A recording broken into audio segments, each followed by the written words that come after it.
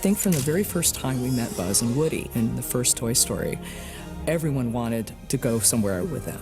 We talked about how to get the Toy Story toys into the Disney theme parks. Buzz Lightyear Astro Blasters was one of the first projects that involved the Toy Story characters. You spin around 360 degrees and you blast at, enemy aliens. So it's just great fun. When we were starting to think about a new interactive attraction for Disney's California Adventure, we came up with Toy Story Mania.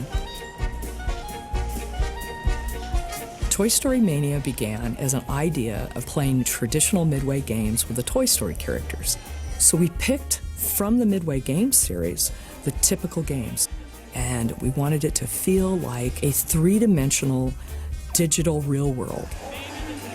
There was an opportunity in the second park, the studio park in Paris, that they wanted to do a new kind of land. So the idea came out, what if it was like Andy was playing with his toys in his backyard?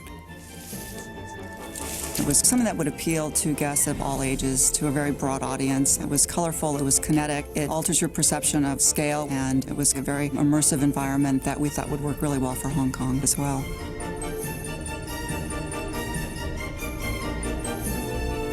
There are a lot of steps that take us from the initial concept all the way to opening day.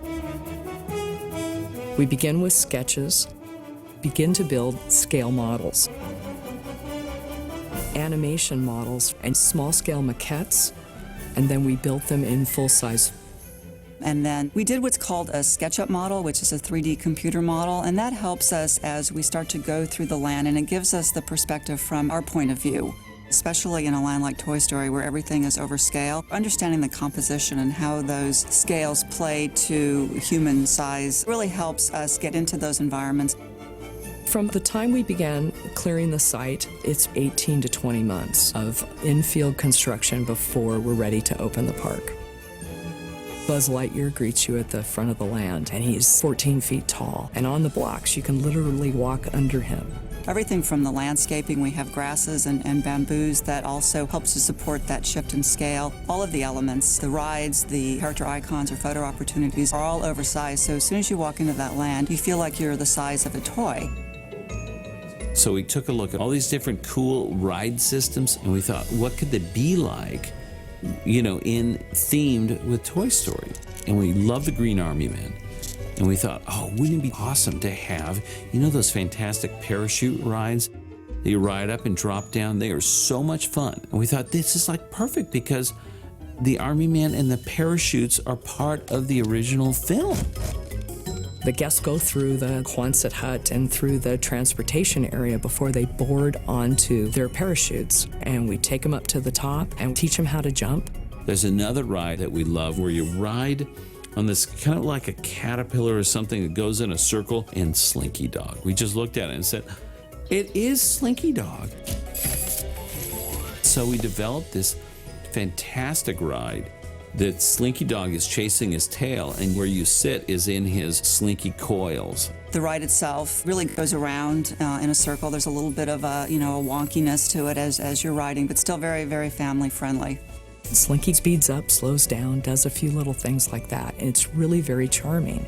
I grew up with Hot Wheels, and I just love Hot Wheels, and that's why they're in Toy Story, where Buzz Lightyear lands on the Red Baron and goes through the loops and goes off the jump. So we started looking at what can we do with RC car, and we thought, wow, we can make that car, that vehicle, look like RC, and we said, what if it's going on kind of a Hot Wheels track? RC Racer is in the middle of all the action in the film, all the thrill, so of course that makes for more of a thrill ride. It's probably the most intense thrill ride of all three in the park. And the track itself, it is 25 meters tall on either end, and you're launched up the half pipe, and you hang for a few seconds before you come back down. It's terrifying fun. It's the kind of thing where you think, oh my gosh, can I really do that? And once you do, you want to go on it again. I think it appeals to the kids in all of us then to be a toy and be able to play with the toys in the Toy Story world.